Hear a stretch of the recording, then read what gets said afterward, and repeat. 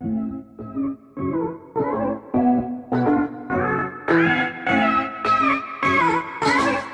back, tryhards, and Happy New Year. Well, for most of us. Some of you may see the title of this and be like, dang, Mimi, it's really not a Happy New Year, huh?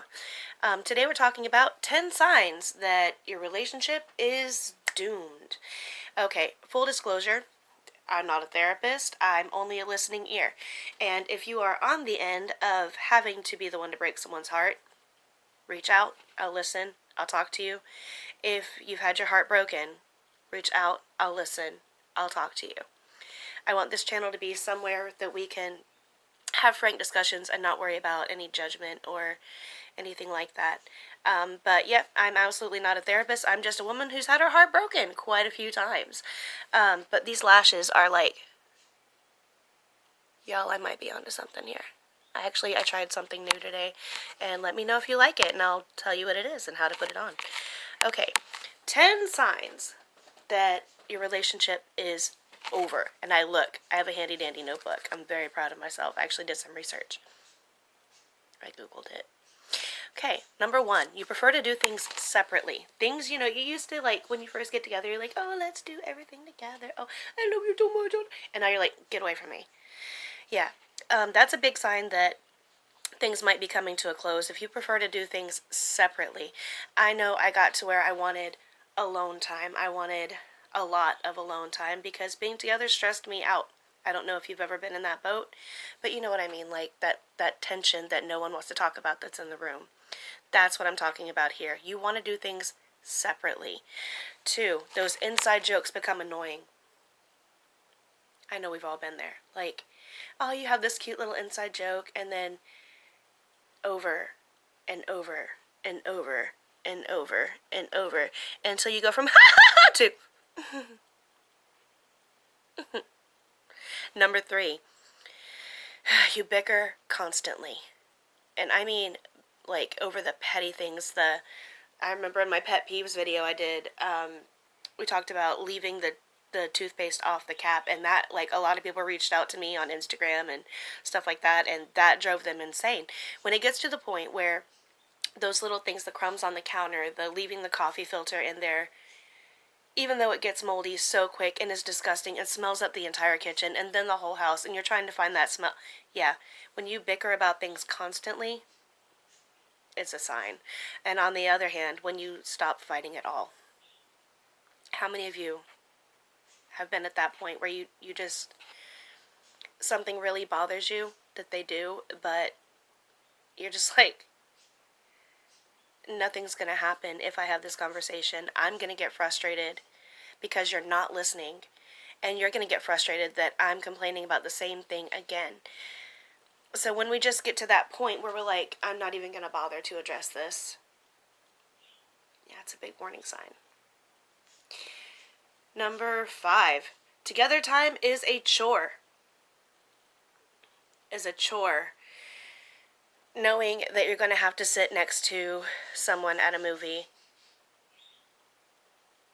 or go to dinner, and your heart isn't there, your mind isn't there, and you really aren't present fully. I think at this point, when it gets to that point, it's way past due. When everybody deserves love. Everybody deserves companionship. They deserve a partner that wants to be there, a partner that wants to do life with them. So when it's at that point, that's just so sad. So sad. So incredibly sad. And if you are at this point, you deserve better. You deserve better. You should have better. You should have someone that doodles your name in the margin of their notebook. You deserve somebody that is thinking about you right now and knows exactly how special you are. That is what you deserve. You don't deserve anything less than that. You deserve to be loved. I mean, like, rom-com annoying love. Like, people see you coming and they're like, oh God, these two again. They're gonna be, oh, I love you so much. Oh, I love you more. Yeah, you deserve that. You deserve those no you hang up conversations. That's what we all deserve. Number 6, boring texting. Okay. Yeah. Smiley face. When the texting gets to the point of that, like, did you remember to put out the bins? Yeah. Not even yes. Y-E. Yeah. And then, okay, thanks. That is so passive aggressive, y'all. I can't, like, Jess and I were talking the other day, and John, I think, too. We were talking about how people text back, okay, and, like, and it makes you just want to go, okay. Yeah. And when it gets, can you tell I've, like, been through some things? Yeah. When you start disrespecting each other. Like,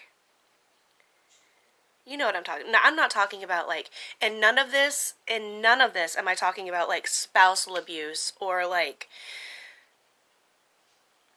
horrible, awful relationship stuff. I'm talking about just the passive aggressive things that happen at the end of your relationship. That's what I'm talking about. If anyone is abusing you in any way or disrespecting you to the point of, like, spitting on you, or yes, it's happened. Yes, it's happened. Disrespecting you to the point of taking your distributor cap so that you can't leave. That's abuse. That's not being disrespectful. That is direct abuse, and you should not be tolerating it. And if you are tolerating it, call me and I will jump in my car and we will come and get you. Stat. So quickly. Do not let anyone disrespect you in that way. Don't let anyone disrespect you, period. I'm rambling again, aren't I? It is what it is. I'm talking about just like the disrespect of, let's see, what's a good example? You drove my car. You knew when I let you have my car that I had a full tank of gas and you sliver in on empty like you rolled in on fumes. That is disrespectful. Using my stuff, not putting it back or breaking it and then trying to, like, delicately set it on the counter so that it doesn't look broken, and then I go and pick up my mug and it was broken. Or doing the dishes and putting a pot of broccoli. I'm not kidding. It was a whole pot of broccoli and cheese. Well, like half a pot of broccoli and cheese. And instead of, like, scraping it out, rinsing it out, and then putting it in the dishwasher, nope, just dumped it and then didn't own up to it. And I had to literally pull apart my dishwasher and scoop out old broccoli and cheese that had been run through a dishwasher. That was really smelly. Don't do that to people.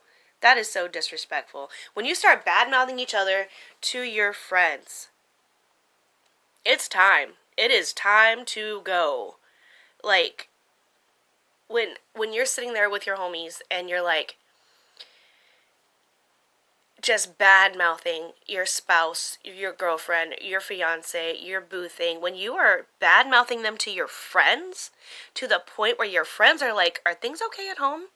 Do you need to talk? Then it's time to have already moved on. Like, this video should have been signs that you should have already moved on, is what it should have entitled. And I might actually have to, like, change that. Okay, you stop picturing a future together. Yada. When you stop picturing a future together, when you stop looking at them and picture being in a rocking chair on a porch, old as can be, with a dog that's drooling all over your shoes, when you stop picturing building a house together, when you stop picturing having grandchildren together, when the thought of that gives you dread that, oh God, I'm going to be with you for the rest of my life, it's time to move on, sweetie. It's time to. Y'all, maybe I need to talk. Maybe I need a friend. Anyway. Number 10. Those butterflies that you used to have in your belly, whenever you thought about them or whenever you saw them, become pterodactyls. You know what I mean? Like those screeching dinosaur bird things that look weird. Like, they look like birds, but they're dinosaurs, so they're reptilian. Anyway, when you get pterodactyls in your belly, it's time to move on. When the thought of them gives you any anxiety, move on. When being with them makes you nauseous in the bad way, move on. I'm going to wrap this up because I'm starting to think I need to go call my friends. I'm okay.